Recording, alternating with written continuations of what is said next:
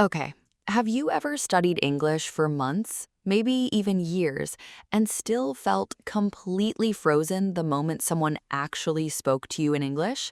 Like all that grammar, all those vocabulary lists, just disappeared? Yeah, there's a reason for that. And today, we're going to talk about exactly what it is. And trust me, once you hear it, you're going to be like, oh wow, that's been me this whole time. Welcome back to the Daily English Conversation Club. I'm Zara. And I'm Leo. And guys, if you're new here, hello, welcome. This is your podcast for real, natural, everyday English, not textbook English, not boring classroom English, like actual English that people use in real life. Yes, and if you've been here before, thank you so much. Genuinely. Your comments, your messages, they really mean everything to us. So before we dive in today, do us a quick favor. Hit subscribe if you haven't already, and share this episode with one friend who's learning English. Just one. That's it. You could honestly change their language journey by doing that.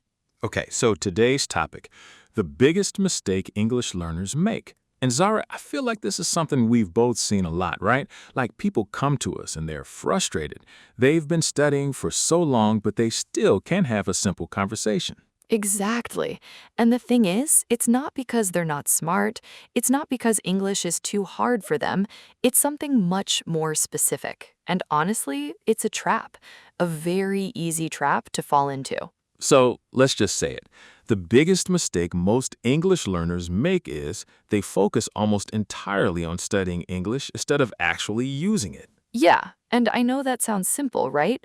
But think about it. Most people spend hours watching grammar videos, memorizing word lists, doing exercises in a textbook, and none of that is bad, by the way, but they almost never practice speaking, or writing to a real person, or listening to real, natural conversations. It's like, okay, imagine you want to learn to swim, and you spend 6 months reading books about swimming. You learn about the different strokes, the breathing techniques, the physics of water, all of it, but you never get in the pool. Oh, that's such a good analogy, because you can know everything about swimming theoretically, but the moment you jump in that water, panic. Right. And that's exactly what happens with English. People know the rules, they know the grammar, but when a native speaker talks to them fast with slang, with contractions, with emotion, the brain just short circuits. I've heard so many learners say this. I understand English when I read it, but I can't understand when people speak. And that gap right there is created by not listening enough real English, not practicing enough real conversation. It's not a talent gap, it's a practice gap. And that's actually really good news. It is, because a practice gap means you can fix it. You just have to start doing the right things. You know, I was thinking about this the other day, and I remembered a story from a listener. Her name is Priya. She actually commented on one of our videos. She says she has studied English for 3 years. 3 years. She could read English articles, she could write emails, she even passed her school exams. But when she traveled abroad and someone at the airport asked her a simple question, "Do you need any help?" she just froze completely. Oh no, that's so painful to hear because I know exactly that feeling. She said she knew every single word in that sentence. She just couldn't respond in time because she had never trained herself to think and speak at the same time. And that right there, that is the real problem. It's not about knowing the words, it's about being able to access them fast enough in a real moment. And the only way to train that is to be in real moments, or practice moments that feel real. Exactly. You've got to practice in conditions that are close to the real thing, not just studying in silence. Okay, we have a little challenge for you right now. Pause the episode for just a second and drop a comment. Tell us, have you ever had a moment like Priya's? A moment where you knew the words but you just couldn't speak? We call this the freeze moment. Write freeze in the comments if that's ever happened to you. We read every single comment and we want to hear your story. Seriously, we do. Come on, don't be shy. This is a safe space. Freeze in the comments. Let's see how many of us have been there.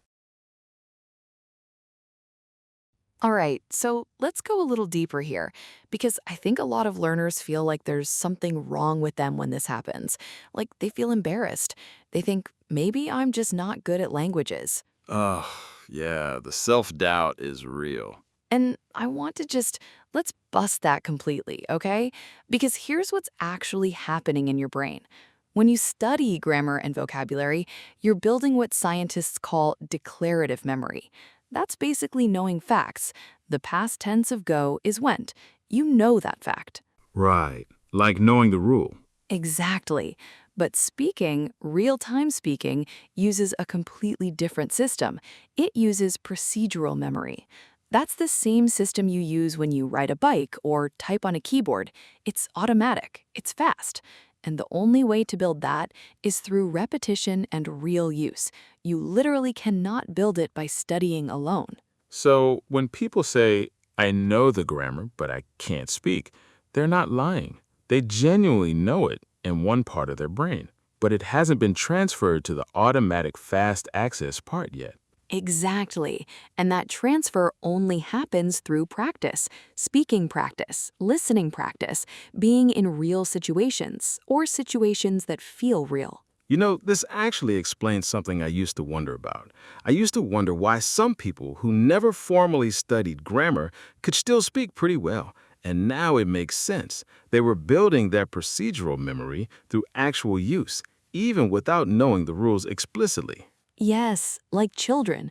Children don't learn grammar first. They absorb language through massive amounts of input, and then they start producing it. And adults can do something similar, it just takes a bit more intention. So I want you to think about this for a second. How much of your English study time is actually spent using English, speaking out loud, listening to real conversations, writing to real people? And how much of it is just studying about English? Yeah, be honest with yourself. There's no judgment here, but if you notice that most of your time is passive, watching grammar videos, reading rules, doing fill-in-the-blank exercises, that might be the reason why progress feels slow. It doesn't mean you need to stop those things.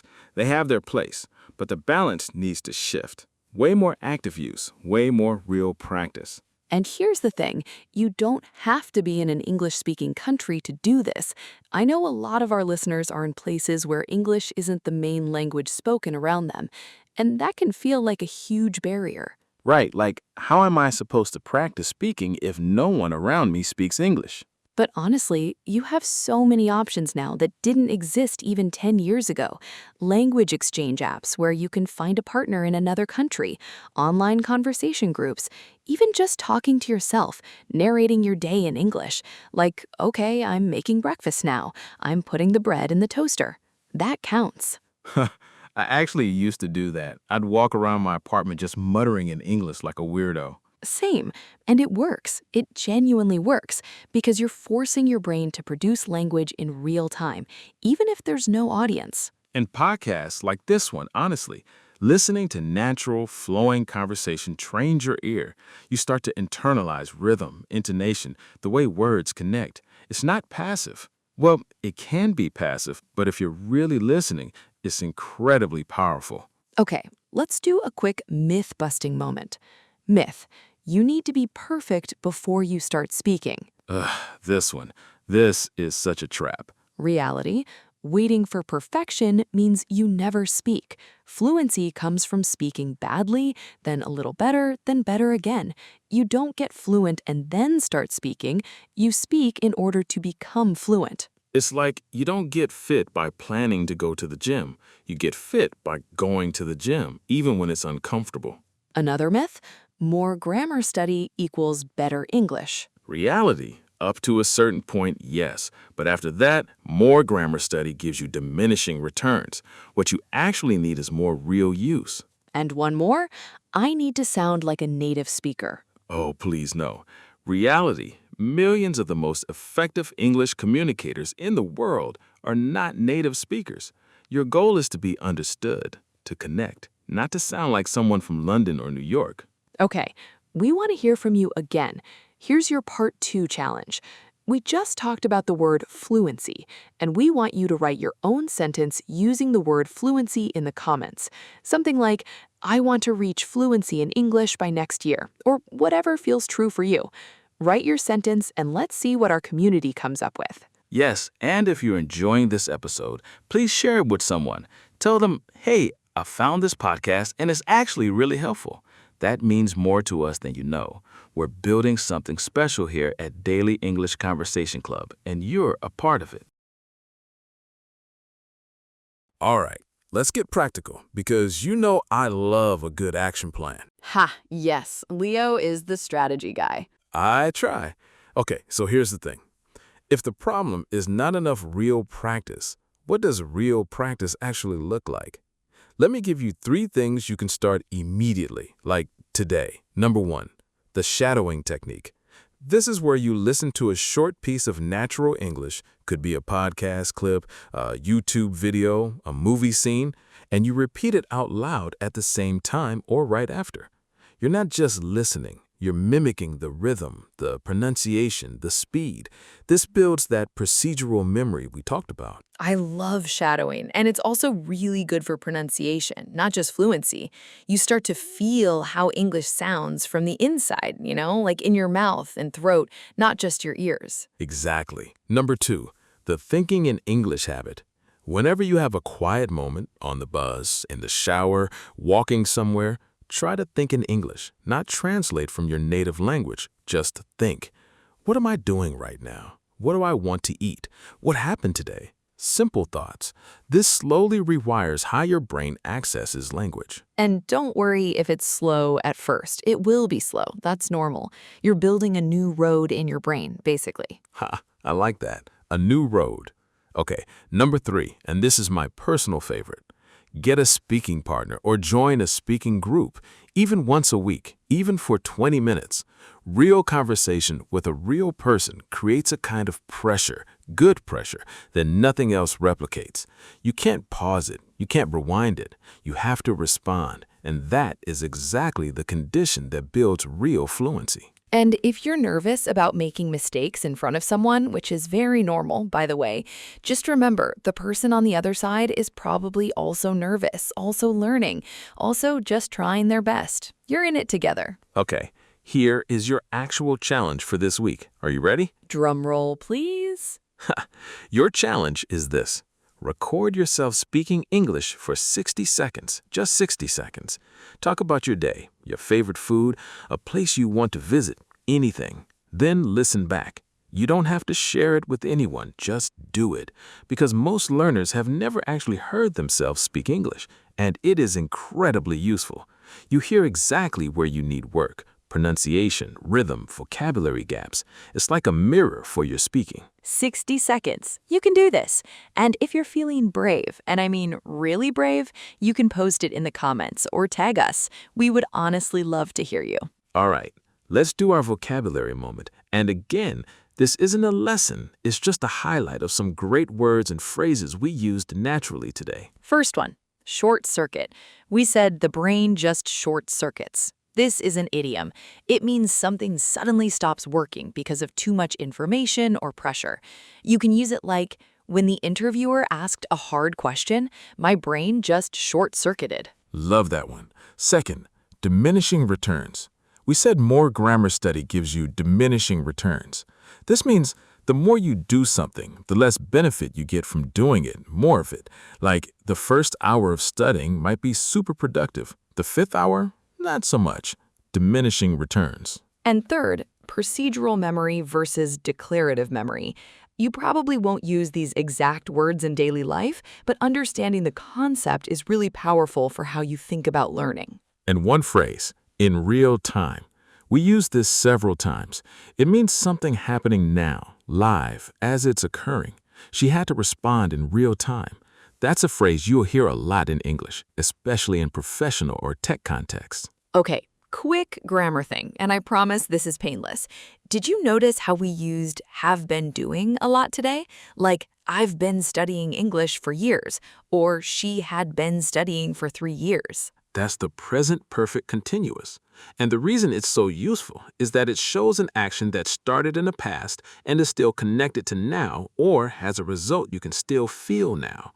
I've been learning English sounds much more natural and alive than just I learned English. It has a sense of ongoing effort, of a journey that's still happening. And honestly, English learners who use this tense well start to sound much more natural very quickly. It's one of those small things that makes a big difference. Okay, let's zoom out. What did we really talk about today? The biggest mistake English learners make is spending most of their time studying about English instead of actually using English. And that gap between knowing the rules and being able to use them in real life, that's not a sign of failure. It's just a sign that you need more real practice. Your brain needs to build a different kind of memory for language, fast, automatic, instinctive. And the only way to build that is through real use, speaking, listening, thinking, engaging, not just studying. And the good news, the really good news, is that this is fixable starting today with 60 seconds of speaking or 10 minutes of shadowing or a conversation with a stranger online. Small, real steps beat perfect passive study every time. Progress isn't about being perfect, it's about being brave enough to use what you know, even when it's imperfect, especially when it's imperfect. And that brings us to our signature moment here at Daily English Conversation Club, our one sentence to carry with you for today. Today's sentence is, fluency is not something you prepare for, it's something you build by doing. Write that somewhere. Put it on your phone wallpaper. Say it when you feel like you need to study more before you start speaking.